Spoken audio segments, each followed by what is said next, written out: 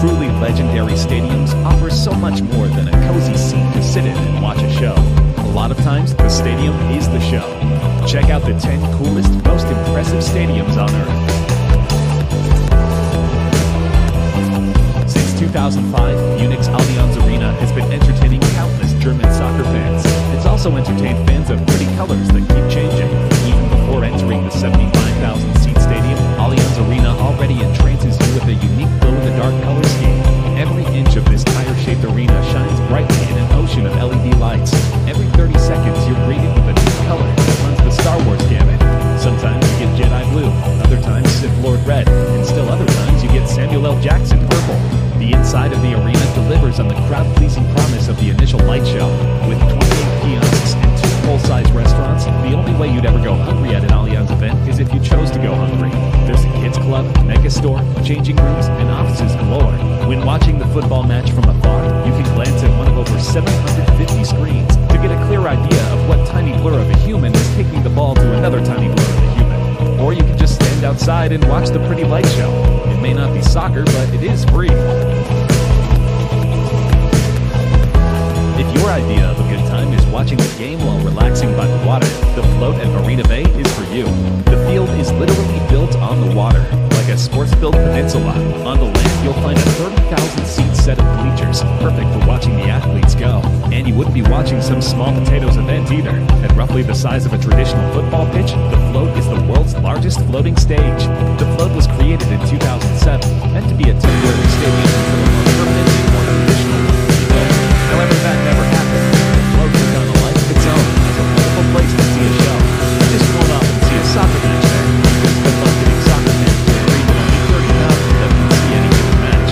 Instead, concerts and ceremonies galore will float the float boat, including 2007's National Day Parade, the Summer Youth Olympics in 2010, and concerts by such K-pop stars as Jail's Generation. At any given time, the float can be rendered extinct by the completion of a nearby full-size stadium. Until then, sit back and enjoy the water.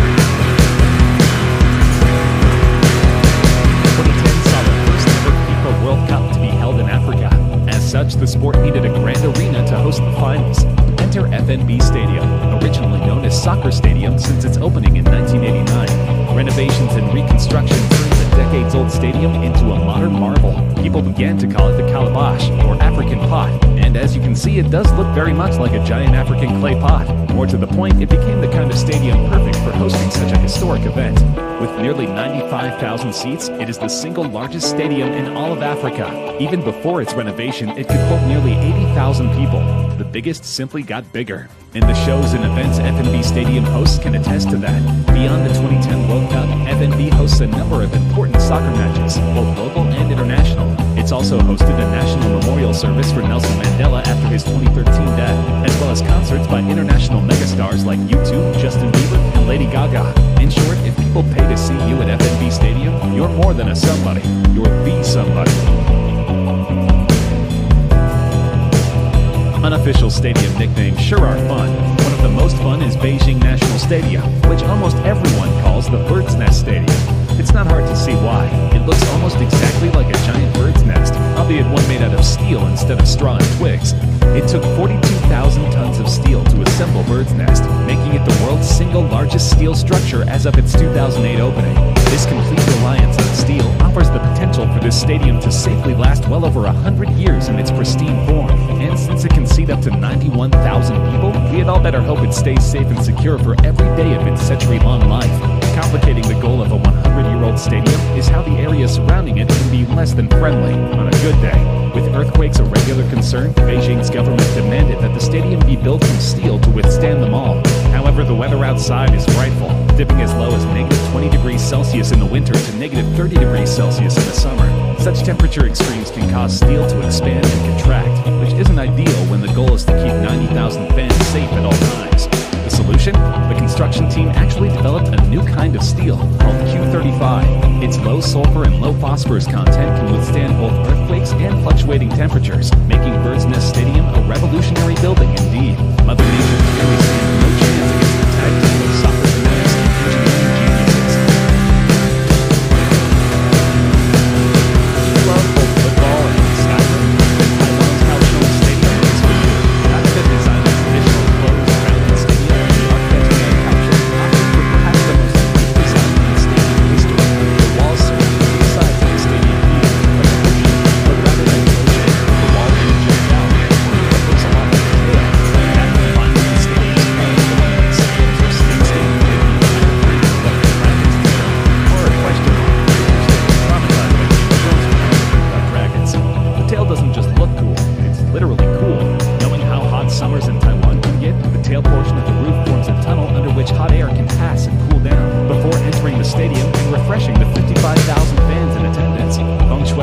science strikes again.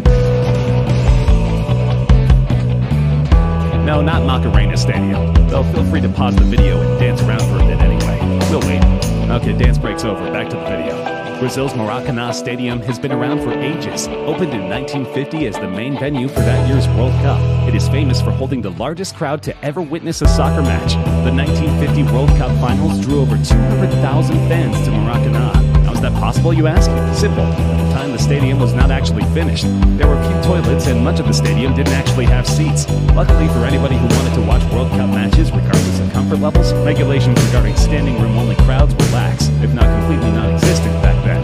So 6 figures worth of people crammed into an unfinished stadium and stood as close together as possible in order to watch the match. Let's hope they all remembered deodorant. Construction finally ceased in 1965, 15 years after the stadium opened.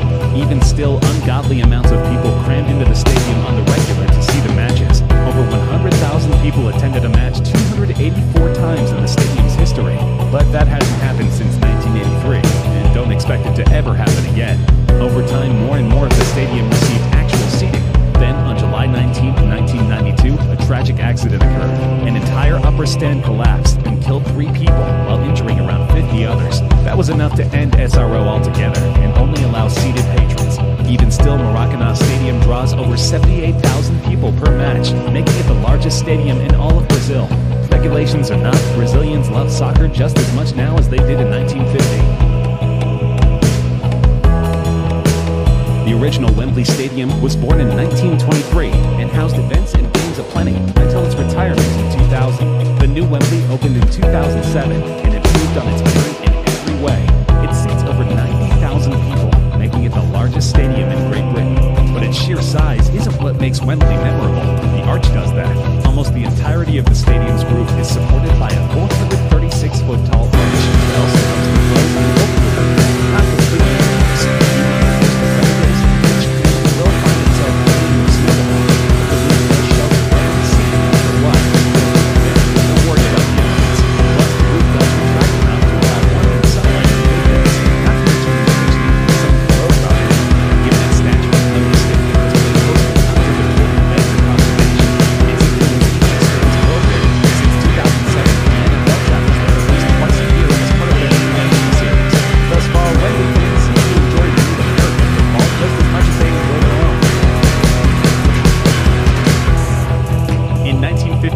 FC Barcelona realized it needed a new soccer stadium, as their current one could only seat 48,000 people. For a soccer-crazed nation like Spain, that simply would not do. And so they built a new stadium and went as big as they possibly could.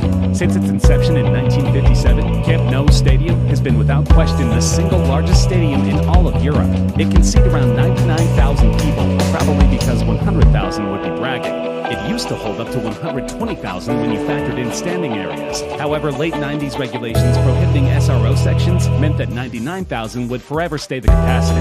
Not only is it the largest stadium on the continent, but it's also the best. In 1998, the Union of European Football Associations awarded 5-star status to Camp Nou. The UEFA has since replaced its stars with categories, but Camp Nou still has the highest possible designation, Category 4. Considering the stadium houses a chapel, several VIP lounges, television studios, a medical center, and even a club-centric museum, it's easy to see why. What makes this stadium even cooler is how its nickname, Camp Nou, eventually became the official name. Until the year 2000, the building was officially known as Estadio FC Barcelona. FC Barcelona held a fan vote to determine the best name, and Camp Nou won with over 68% of the vote. Camp Nou translates to new grounds, which doesn't make much sense since the stadium is over 60 years old. But clearly, to FC Barcelona fans, Camp Nou Stadium will always be their baby. They say everything's bigger in Texas, so why shouldn't their football teams have the biggest stadiums of all? That's apparently what Dallas had in mind when constructing AT&T Stadium for the Cowboys. Their original venue, Texas Stadium, simply wasn't big enough. After all, it could only seat around 65,000 people. For America's team, that simply would not do. Their new stadium, which opened in 2009, seats around 80,000 people for a normal event. But its unique system, where seats are fastened together onto rails, allow for seats to be squeezed together and more added when necessary. Thanks to this innovation, AT&T Stadium can house up to 100,000 people for events such as the Super Bowl and Cotton Bowl. The stadium itself is one of the most unique in all of sports. 2 300-foot tall arches support the roof, which retracts enough to allow the elements onto the field, but not the